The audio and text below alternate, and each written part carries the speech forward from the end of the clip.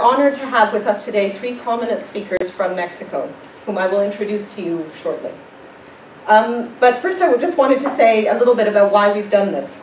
Many of us at CERLAC have close personal and intellectual ties to Mexico, and we have been observing with great dismay and outrage the terrible violence to which Mexicans have been subjected, particularly over the last decade.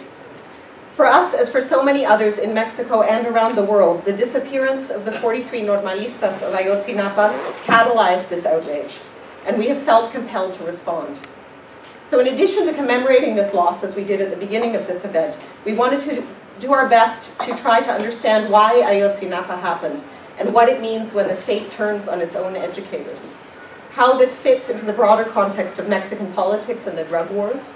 Why student teachers have become the targets of violence. How Mexicans are responding to events like this. What political alternatives are available to Mexicans. And what we can do in Canada to ensure that nothing like this happens again. Little did we know, when we decided last December that we would hold this event in March, how timely it would be.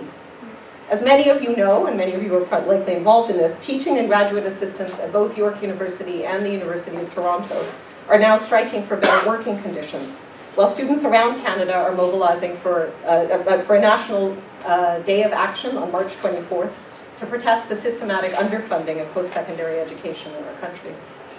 While the conditions of these kinds of actions is obviously far different from those faced by the normalistas of Ayotzinapa, we are united, I think, with them in our desire for an education that is truly free, open to all, wide-ranging and critical, and offering dignity to educators and students alike. In this spirit, we are delighted to thank a number of co-sponsors for this lecture. Common Frontiers, I'll list them all, Amnesty International, the Ontario Secondary Schools Teachers Federation, the York University Faculty Association, and the Canadian Union of Public Employees, Local 3903.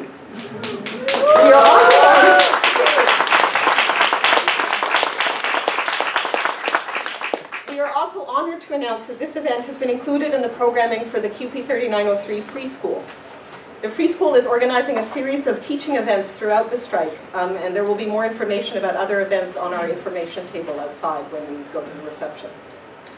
And above all, I would like to thank the group of CERLAC fellows and graduate students who have helped put together this event.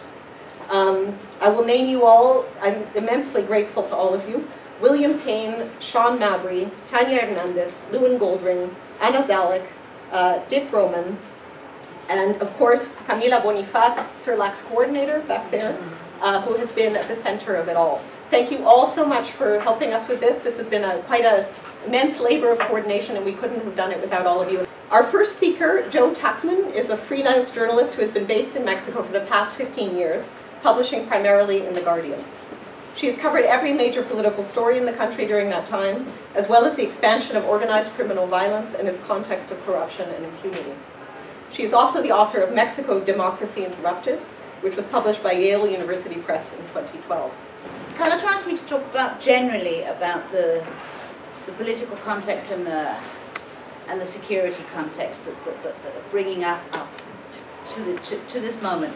But I would like to kind of first of all think about what this moment is in Mexico. I've been in Mexico since February 2000, and I think in all of that time I've never felt the atmosphere quite so heavy with pessimism as I do now. And it's not that things are, it's not that things have been progressively getting worse and worse and worse and worse. That there's something else in the air that makes things feel quite so grim. So I'd like to pick that apart a little bit, because there are some, I mean, there have been some terrible things have happened in the past. There were 72 migrants massacred, there were 40-odd headless bodies dumped in Monterrey. I mean, there's been horrible things that have happened in the past, but there's something about right now that's particularly intense. Even though, like I say, things haven't even, there are even some indications of things getting better. The murder rate, I think, it is pretty well accepted, even though there's questions about the quality of the official statistics. But I mean, the murder rate itself has been dropping since 2011. There are some improvements. I mean, impunity is not anything new in Mexico. It's been around for forever, and there are even some improvements. There's the implementation of the 2008 judicial reform towards oral trials. There's a long battle to curb military jurisdiction that's had some advances, and yet there's still this really this sense that things are really grim and this lack of hope. And I think there are several reasons for that. One is that the improvements that there have been are really pretty minor given the amount of people that have died, the amount of terror and horror and the legacy of that. So I think that's clear. For example, take the example of attacks on journalists. The actual number of journalists dying, being murdered, is falling. It has fallen in the last few years, but the actual number of attacks, other kinds of attacks, threats, harassment, has gone up. And I think it's fairly accepted that the impact on freedom of speech and on the amount of information that is being published, on the kind of zones of silence, are expanding. So I think, you know, even when you get an improvement like a drop in the number of murdered journalists, you don't necessarily get an improvement in what's going on around it. I think the other reason why things seem quite so grim now is the complete absence of a credible political opposition. I think that all of the different political parties have basically burned themselves in various ways, one way or the other. Most obviously the PAN, after 12 years in government, and a disastrous two sexennials, looks, you know, it was supposed to be, it was kind of tolerated, it had an image of being ineffective but kind of honest. Well, then it was ineffective and dishonest after 12 years, so it didn't go so well. Well, there was a certain amount of tolerance for being corrupt but effective. Well, now it's both corrupt and ineffective, and the PRD on the left in general has just kind of self-combusted in opposition, and doesn't that sense that there was still one alternative left has also fallen away. So I think that sense of kind of lack of hope is based on the lack of a credible opposition of any kind in any element of the political elite. And I think probably perhaps almost saddest of all is the sense that civil society, organised civil society, hasn't been, maybe this is controversial, but hasn't been quite up to the task, or hasn't reached that critical mass that's required to force the political class to actually really effective, positive change. I think there was a moment after Ayotzinapa, I think there was a moment in the biggest protests in November where they were hugely diverse, they were extremely emotional, they were, there was a sense that perhaps this could actually grow and come to be something that was really capable of forcing serious, real, profound, lasting, democratizing change. And that moment has also fizzled away. It's not unified enough, it's not strong enough, it's not going to happen, not right now anyway. So I think all of those things are deeply depressing, and I think on top of all of that, then you get some real signs that this government is pushing for serious regression in some areas, in transparency, in freedom of speech. The UN can sing for its supper. I mean, it can come out with reports it likes about forced disappearances, about torture, and the government will just say, well, we don't agree, and that's it. I mean, there's a kind of cheekiness, a kind of in-your-faceness about some of the things that's happening in Mexico today that hasn't been seen, certainly since I've been living in Mexico since 2000. I mean, just the sacking of Carmen Aristegui from McAllister radio. I mean, it's so hard to believe that hasn't got something to do with the government feeling uncomfortable about the investigations into the Casa Blanca, about the investigations into corruption going right up to the presidential family. It's really hard to believe that doesn't in some way behind it, and yet nobody really seems to care. They'll just take it on the chin. They'll just take the criticism. They'll just take the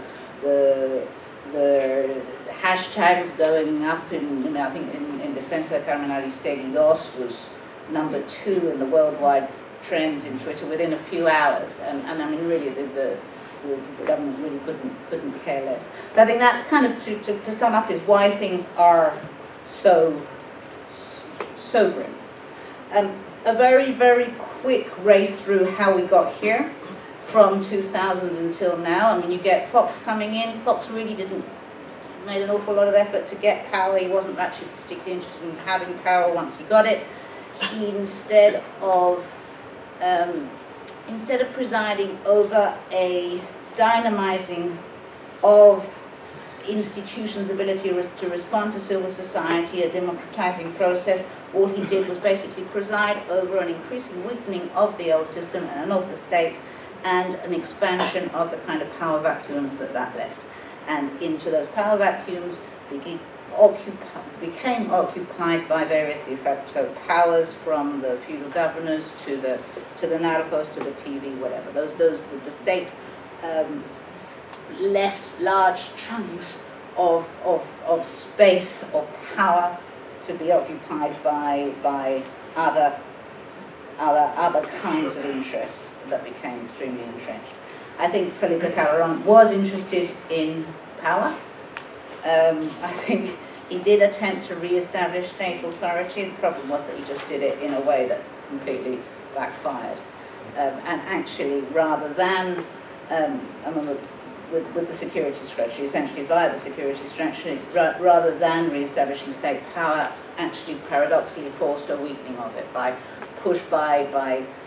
pushing a military-focused, force-focused strategy against organized crime. What it did was actually encourage the penetration of state structures and the capture of different parts of the state by different organized criminal groups, plus all sorts of other things. I think Premier Nieto comes into office.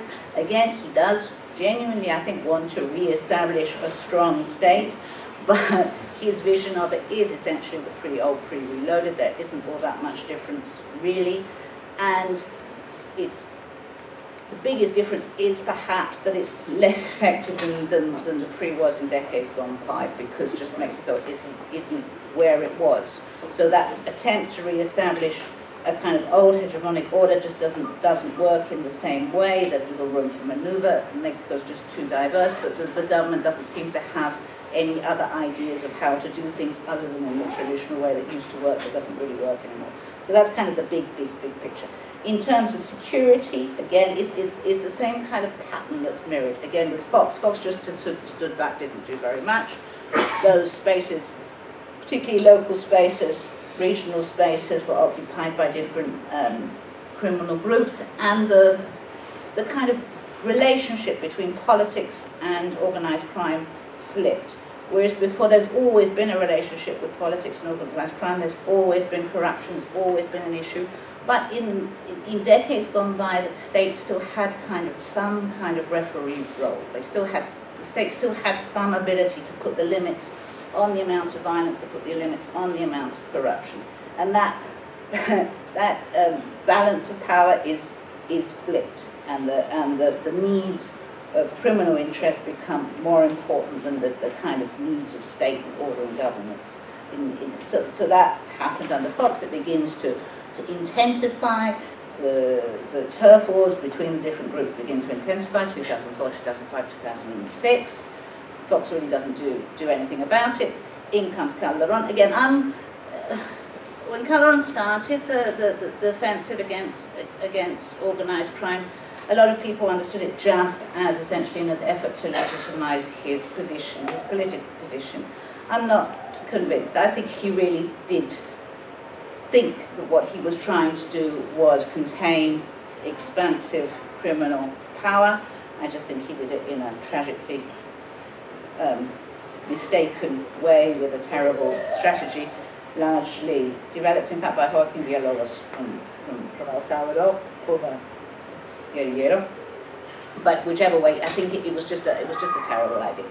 It pushed, it encouraged greater penetration, and in fact, what it did was weaken the state rather than strengthen the state. Not just because it did increase that penetration, but actually also there's some very interesting analyses of crime, local crime, going in, of federal forces going into to cities, dismantling police forces that might have been corrupt, completely corrupt, but on some level their corruption maintained some kind of order, gave some kind of administrated low-level crime on some way. When these places, these old police forces were completely dismantled, the army comes in, the federal police comes in, things just kind of go completely out of hand. Even the structures that more or less kept things in order on some level just disappeared. So things went really haywire with all the consequences that we know. And then Enrique Peña Nieto comes in with really no new ideas whatsoever. It seems incredible that you would be able to, that you would even think of becoming president at the end of 2012 in Mexico without some kind of proper security strategy. But I really haven't been able to find evidence that Peña Nieto really ever had a cohesive strategy beyond some kind of blind belief in improved coordination. Improved coordination was supposed to be kind of the panacea for everything.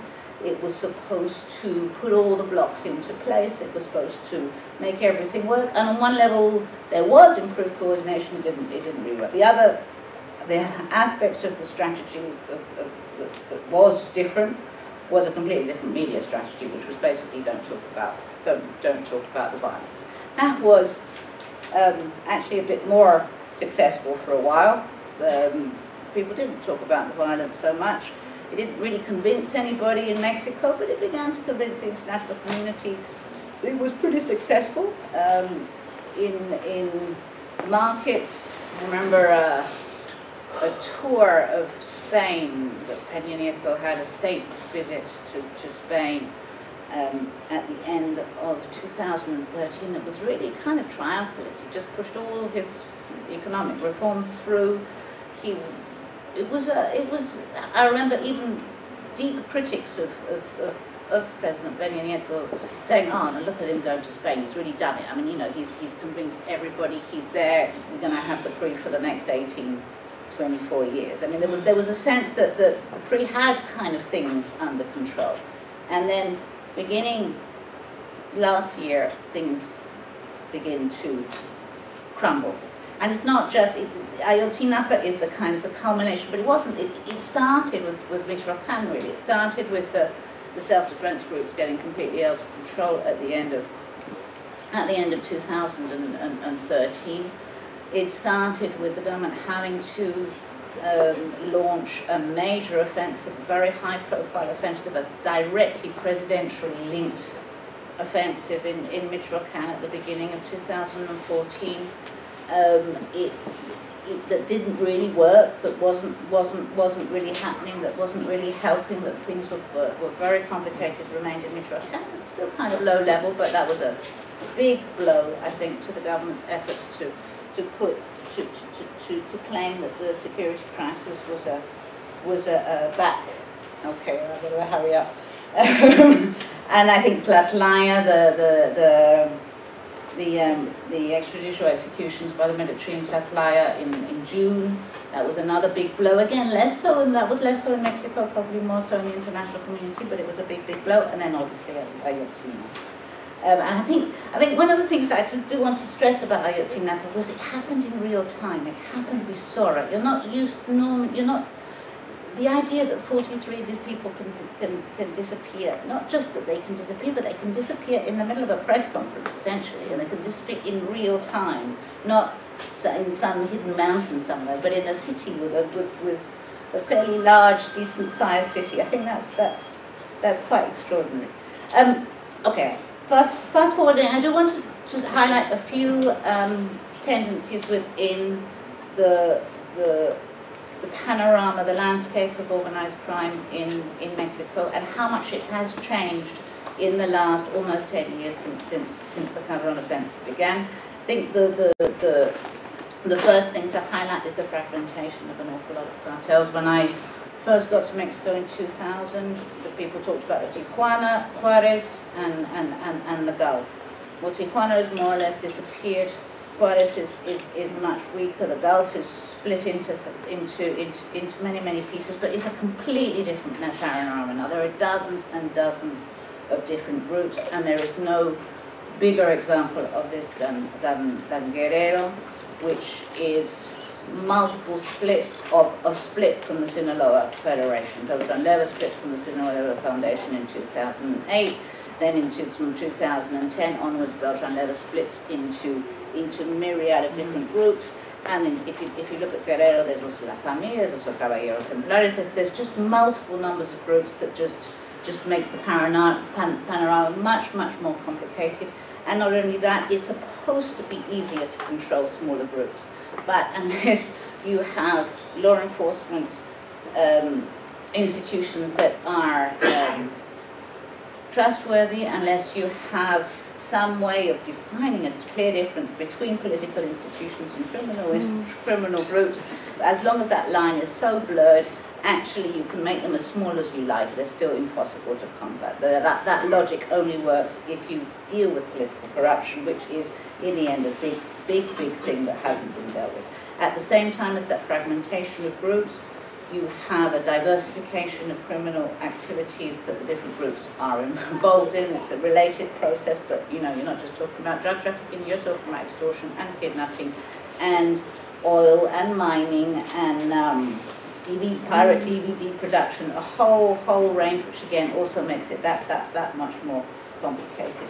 And very last, very quickly, I just want to talk about the way that the government has handled this current crisis, which is a very deep crisis, and how confusing it is to cover as a journalist, because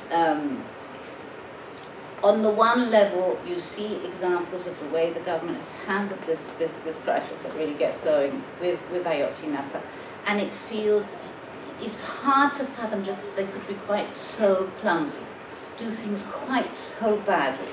I mean, the Peña Nieto gave a speech at the end of November, which was, he hadn't been to Iguala. I don't think by that time he'd even met the parents. If he had, it'd been a complicated meeting. He came out with a list of proposals that nobody was satisfied with, and at the end of the speech he says 3 times, "Yo soy Ayotzinapa, yo soy Ayotzinapa, yo soy Ayotzinapa."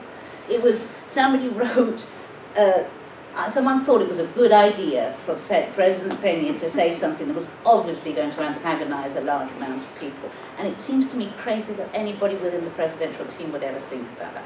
I'm sure you've seen the video that his wife made for the Casablanca. I mean, the video is just it's rubbish. I mean, in terms of an attempt to convince anybody of anything, and this is precisely what the government is supposed to be good at.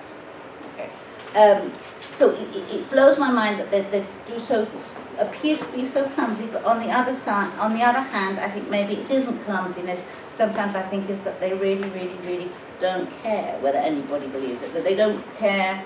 They're not looking for plausible deniability. They're just looking for deniability sometimes, and I think that's a kind of dangerous situation for us to be in.